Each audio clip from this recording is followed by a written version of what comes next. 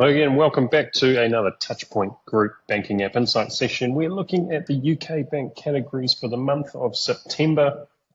And you know what? When you're doing well, sometimes it's hard to figure out what you need to identify to get those little gains to keep you ahead of the rest of the pack. So this month in the UK, we are going to be looking at Chase, aren't we, Tony Patrick? They have had some great gains over the last wee while, and we're going to do a little bit of a dive to see where they can keep on focusing to keep that momentum going.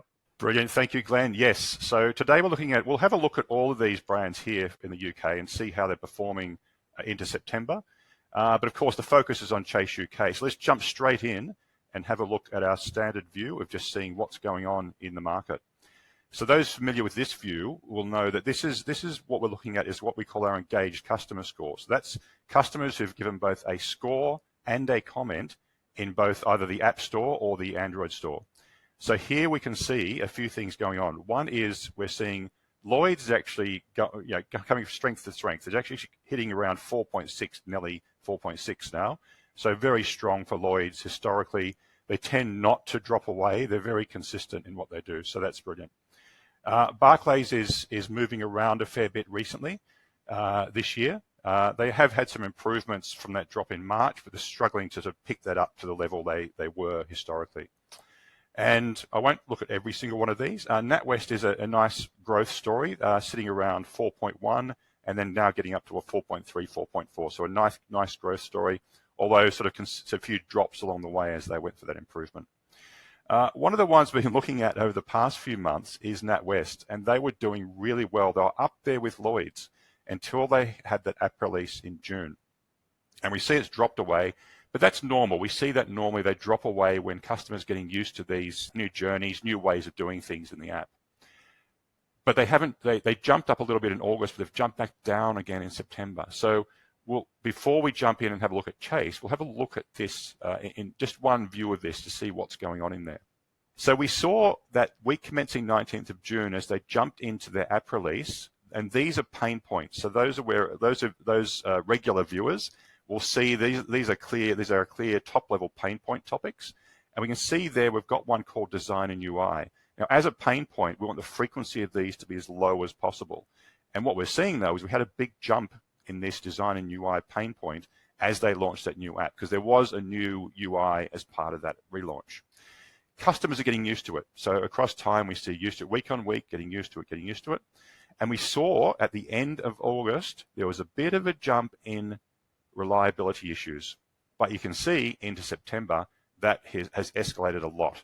So it was around 10 to 14%. It's doubled that in September, in the weeks into September. So major issues for reliability and stability. And as those regular viewers as well know, there's a lot of detail under each of these subtopics. So we know exactly why that jump has happened.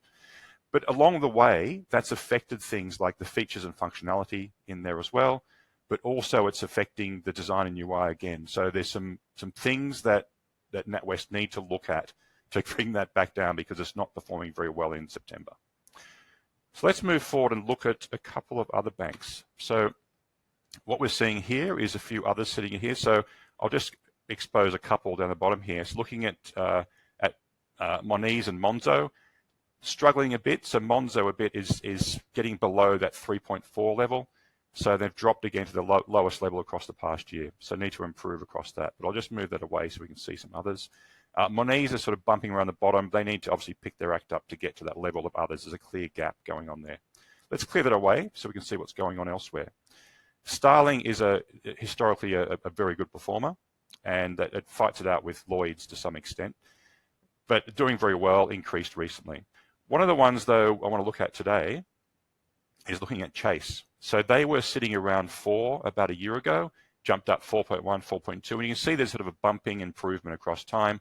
They're now sitting above 4.4. And that's one of the tough things to do with this. When you've got an app that's sitting around 4, it's doing pretty well. So it's those incremental things you can do to get yourself up to the next layer. So let's have a look and see what they've actually done. So this is just isolated looking at Chase as their scores move from that 4 to around 4.4. So what I'll also do is have a look at is this iOS or Android doing this? It's a bit of both. Mainly, though, iOS is probably the biggest pickup in the score, although Android is showing a general increase as well from about 4 to 4.3, around there somewhere. Across both, we're seeing that movement. Let's have a look at the high-level topics, though. So this is looking at the pain points across these high-level topics. What's happened from the end of last year to now, to the most recent 3 months for Chase? So what we can see is that their reliability and stability is improved. We can see their authentication and logging in issues have halved, so really good there. And features and functionality issues have gone down a bit. So it's mainly, though, coming from reliability and stability and authentication. That's the main kicker as to why that improvement's occurred. One of the things that's interesting for Chase is that this 15% sitting there in the last 3 months, that there, if you look on the right here and just benchmark this against competitors, that's about average. So even though they've improved, they've got a lot of room for improvement. So if they even get to the level of, in the top 5 somewhere, they can get that to around 10%. So they've got room to improve that from this point on. So they've got room to grow from that 4.4. So very positive for Chase in that area. So let's look at another area here. What this is showing us, we saw the frequency of those topics, and we want to reduce those as much as we can because they're pain points. But we can see here exactly how it's impacted their score.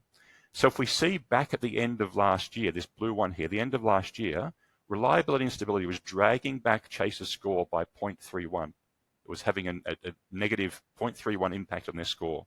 Now it's only negative 0.19. So a nice improvement there, a sort of a 0.1 improvement. So that's partially why the score's improved. Technical issues, a subtopic of that, is also improved. But authentication is another area. We can see that's also improved. The score is being less impacted by those particular issues. And there's a few other subtopics here, like crashes and bugs and freezes, etc., and login errors. So we can see they're improving across time, across lots of different subtopics as they move forward. Let's have a look at more recently. So what we can see here is this is looking at just Chase. We can see their score, as we saw, it's moving up and up. It's around 4.4. And even though the score has moved from, it's steady, it's 4.4 to 4.4 across the past month from August to September, what we can see is a few things have increased. It doesn't mean everything's going well. We can see some other sub-detail.